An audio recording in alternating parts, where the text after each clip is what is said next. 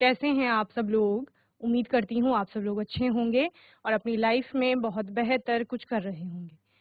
आज हम बात कर रहे हैं क्लास 12th की केमिस्ट्री की, और जैसा कि आप लोग जानते हैं वैद्युत रसायन यहाँ पर हमारा चैप्टर चल रहा है। सेकंड चैप्टर जो आपका है इलेक्ट्रोकेमिस्ट्री, तो उसी को आगे कंटिन्यू करेंगे। यहाँ पर आपने मानक सेल विभव की गणना कर ली थी लास्ट सेशन में।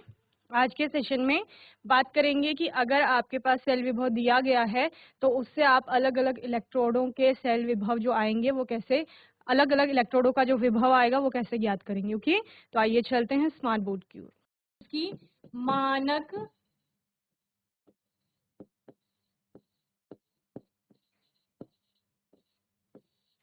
हाइड्रोजन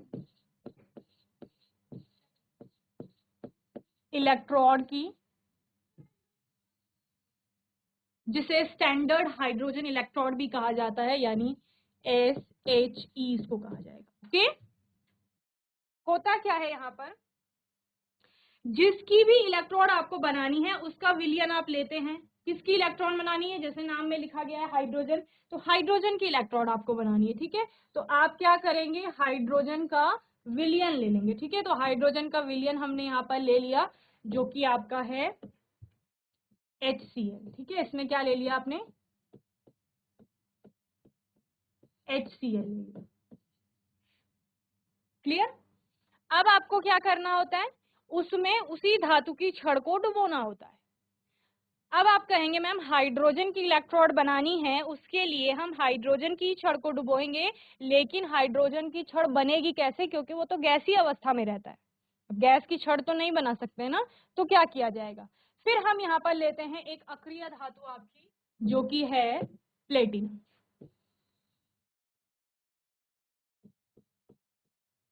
कौन सी धातु है? प्लेटिनम।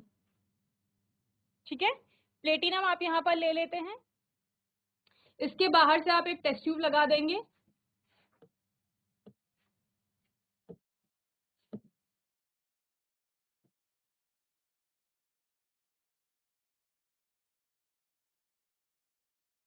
इस तरह से,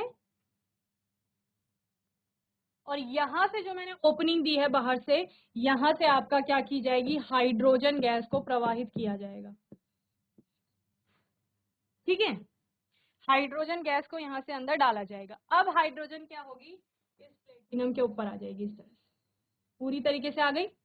अब ये एक हाइड्रोजन की छड़ की भांति व्यवहार करेगी।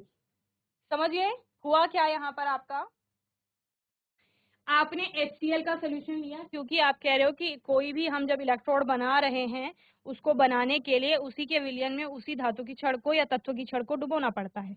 तो आपको हाइड्रोजन की छड़, आपको हाइड्रोजन की इलेक्ट्रोड बनानी है, तो इसलिए आपने हाइड्रोजन का ही विलयन लिया जो कि HCl है। ओके, उस HCl में आपने क्या किया, प्लेटिनम को डुबो कर रखा, उसके बाहर से आपने क्या कर दिया, इस तरह से एक टेस्ट ट्यूब लगा दी और उसके अंदर आपने हाइड्रोजन गैस को क्या कर दिया, प्रवाहित कर दिया। क्लियर?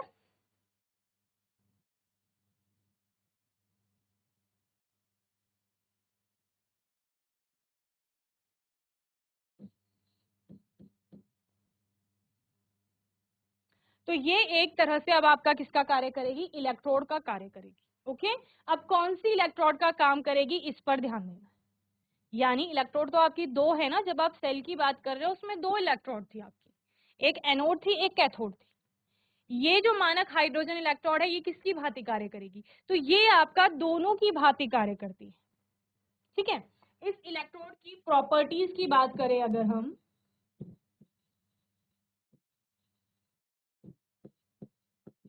गुण जिन्हें आप कहोगे, तो इसमें क्या क्या गुण है।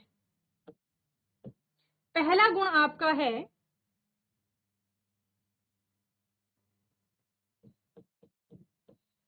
यह है एनोड तथा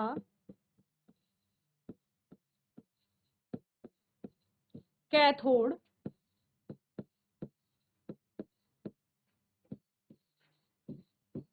दोनों की भांति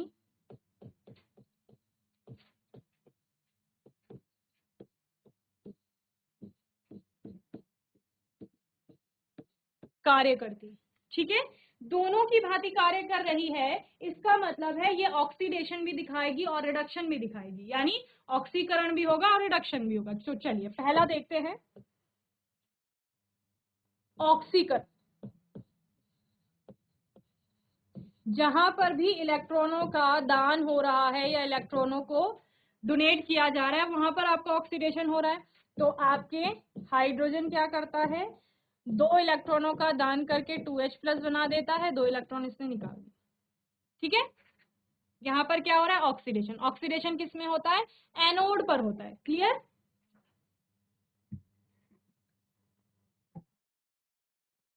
इसके बाद दूसरा क्या है, कैथोड है। कैथोड पर आपका क्या होगा, रिडक्शन यानी कि अपचय। अपचयन में क्या होगा,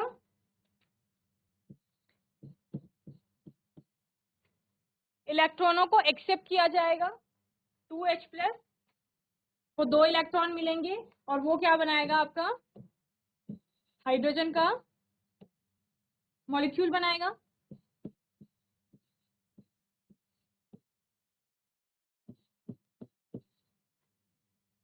ओके, तो ये कहाँ हो रही है, ऑक्सीकरण हो रही है आपकी एनोड पर,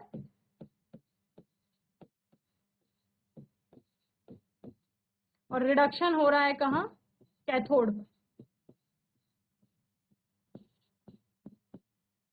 क्लियर, यानी कि आपका एक ही इलेक्ट्रोड दोनों की तरह कार्य कर सकता है। पहली चीज क्लियर हो गई।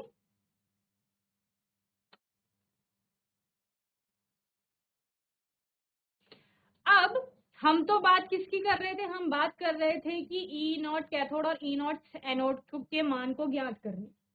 तो हम मानक हाइड्रोजन इलेक्ट्रोड में क्यों आ गए, क्योंकि हम इसी का उपयोग करके अब वो कैथोड और एनोड का अलग अलग विभव ज्ञात करेंगे।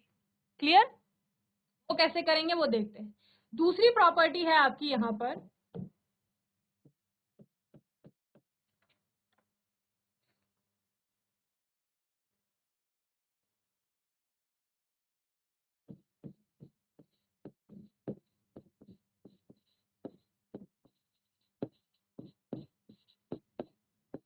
IUPAC के अनुसार या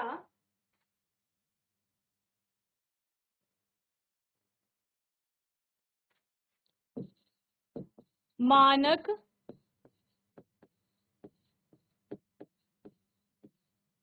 हाइड्रोजन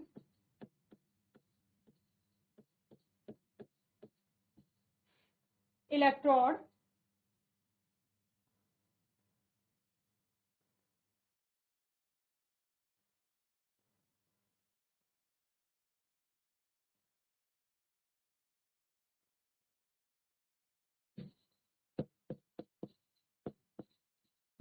का विभव शून्य होता है। कितना होता है, 0।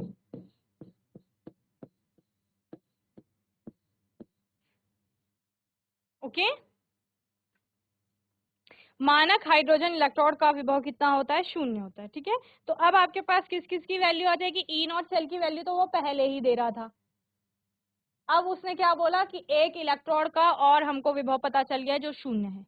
अब निकालना किसका है, अब आपको जिंक वाली इलेक्ट्रोड का भी निकालना है और कॉपर वाली इलेक्ट्रोड का भी निकालना है। ठीक है, चलिए अब हम इसको लेंगे कैसे। एक बार हम मानक इलेक्ट्रोड जो हाइड्रोजन इलेक्ट्रोड है आपका, आपने क्या कहा, वो एनोड की तरह भी काम कर सकता है और कैथोड की तरह भी काम कर सकता है। तो एक बार आप उसकी एनोड बनाएंगे और एक बार कैथोड बनाएंगे। जब आप उसकी एनोड बनाएंगे तब आप E0 कैथोड ज्ञात करेंगे, और जब आप उसकी कैथोड बनाएंगे तब आप E0 एनोड ज्ञात करेंगे। ओके, क्लियर है इतना। चलिए, तो यहां पर पहला आप लिख लेंगे स्टैंडर्ड हाइड्रोजन इलेक्ट्रोड एनोड के रूप में।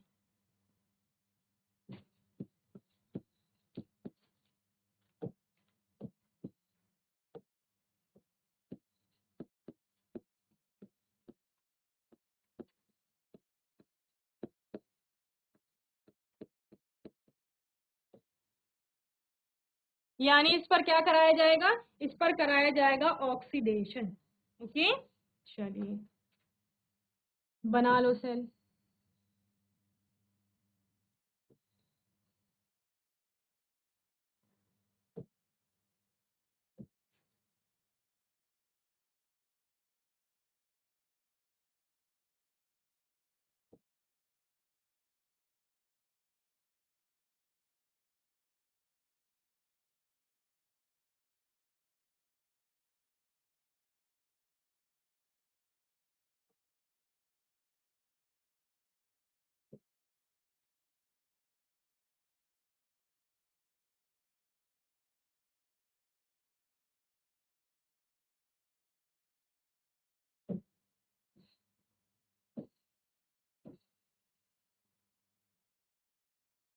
ये सोल्यूशन है आपका HCl का।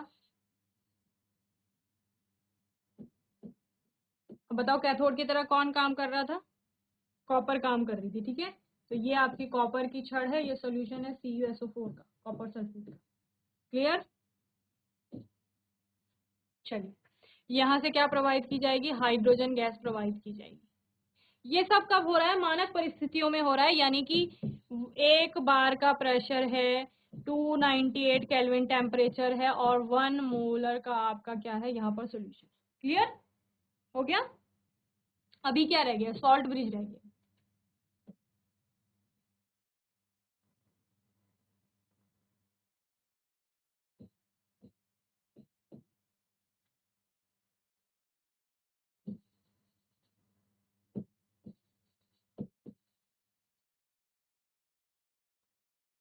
चलिए, अब क्या होगा?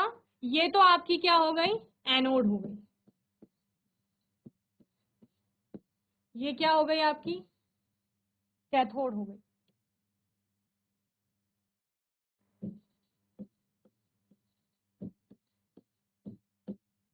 एनोड पर क्या हो रहा है? ऑक्सीडेशन हो रहा है।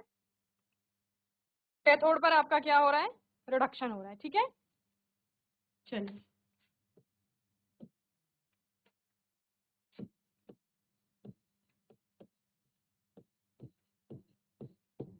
एनोड पर क्या हो रहा है? ऑक्सीडेशन हो रहा है। ऑक्सीडेशन का मतलब इलेक्ट्रॉन दान किए जा रहे हैं। ओके, तो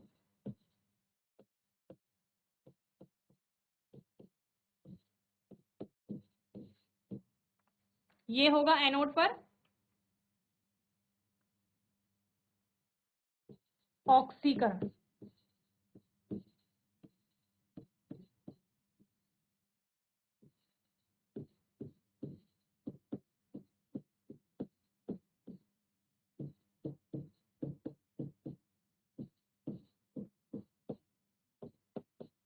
ये कहाँ हो रहा है? ये कैथोड पर हो रहा है। और क्या हो रहा है यहाँ पर? अपचयन हो रहा है।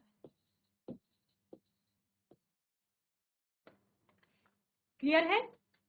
तो यहाँ पर आपका स्टैंडर्ड हाइड्रोजन इलेक्ट्रोड जो है वो एज अ एनोड वर्क कर रही है, यानी कि ऑक्सीडेशन वहां पर हो रहा है, इलेक्ट्रॉनों का दान कर रही है वो, और कैसी होगी यहाँ पर? ऋणावेशित होगी। Okay,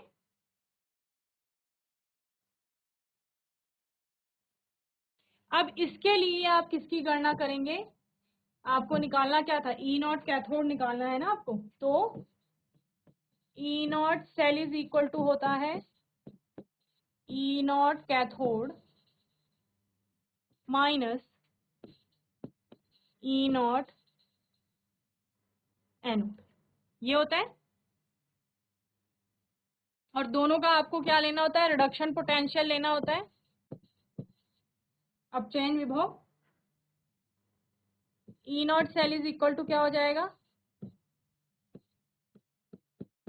E nought Cu2 plus to Cu minus E nought standard hydrogen electron का। ओके,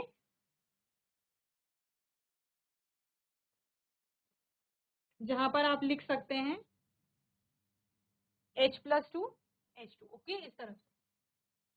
अब आपको पता है ई नॉट SHE की वैल्यू क्या है?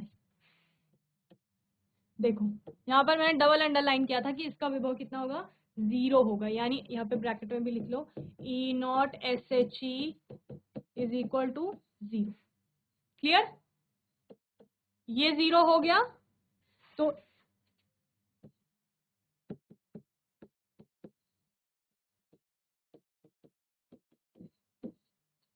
E nought cell is equal to क्या हो जाएगा? E nought Cu2 plus to Cu, यानी E nought cell is equal to E nought cathode. Clear? ये आ जाएगा। क्लियर है? चलिए, नोट करिए। अब देखते हैं कैथोड की तरह कैसे काम करेगी। ठीक है, SHE कैथोड के रूप में। SHE को आप लिख सकते हैं मानक हाइड्रोजन इलेक्ट्रोड कैथोड के रूप में। ओके, अब कैथोड के रूप में यूज होगी, यानी आपको एनोड यहाँ पर लेनी होगी, जो कि आपके सेल में किसकी थी, जिंक की बनी हुई थी, तो वही आप यहाँ पर ले लेंगे। ठीक है, चलिए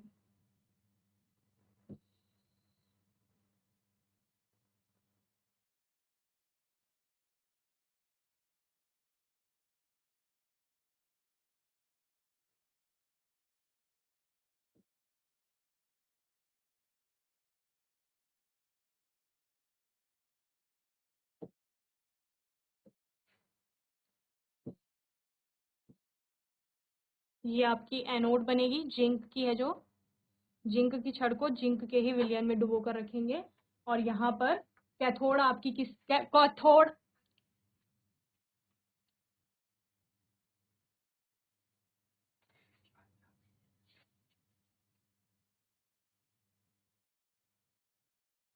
कैथोड आपकी वही जो SHE आपने बनाई है, उसका आप यहाँ पर कैथोड के रूप में यूज कर रहे हैं, तो उसी को बना लेंगे। ठीक है,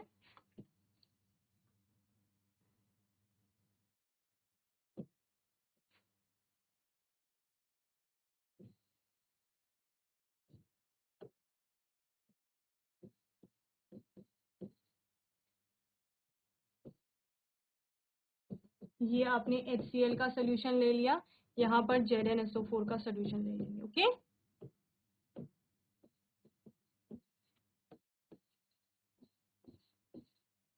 ये जिंक की छड़ हो गई, प्लेटिनम हो गया। ठीक है,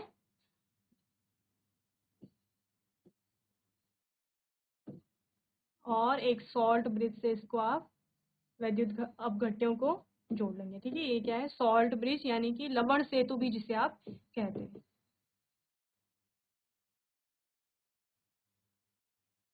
क्लियर है, चलिए, तो ये क्या हो जाएगी आपकी, ये अब आपकी एनोड है,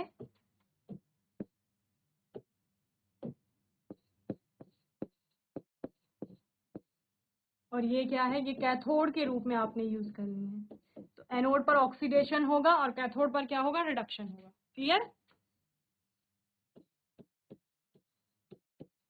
एनोड पर क्या हो रहा है, OX लिख देती हूँ मैंने, ऑक्सीडेशन हो रहा है, जहां पर जिंक आपका क्या करेगा, Zn2+ बनाएगा 2 इलेक्ट्रॉनों का दान करके।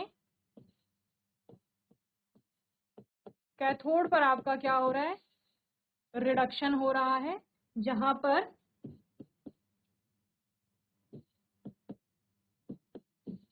हाइड्रोजन आपका इलेक्ट्रॉनों का, हाइड्रोजन का जो आयन है, पॉजिटिव आयन, वो इलेक्ट्रॉनों को ग्रहण करके H2 बना रहा है। इसके अलावा आप लिख सकते हैं H+, एक इलेक्ट्रॉन को ग्रहण करके आपका हाफ H2 बना रहा है।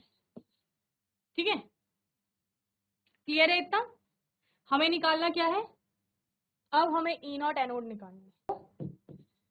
E0 cell is equal to था E0 cathode minus E0 anode. Okay, E0 cathode क्या है आपका, E0 SHE है, minus E0 anode is equal to E0 cell. चूंकि आप जानते हैं E0 SHE is equal to 0, तो क्या हो जाएगा, E0 cell is equal to 0 minus E0 anode क्या है, रिडक्शन पोटेंशियल आपको लेना है, तो E0 Zn2+2 Zn। क्लियर, ये सब आपका स्टैंडर्ड जो आप कंडीशंस हैं, यानी कि मानक परिस्थितियों पर हो रहा है, जहां पर 1 बार का प्रेशर है, आपका 298 केल्विन टेम्परेचर है, 1 मोलर का मोलारिटी का आपका सोल्यूशन है। क्लियर, चलिए, तो ये आपका इस तरह से आप निकाल लेंगे E0 कैथोड और E0 एनोड की वैल्यू।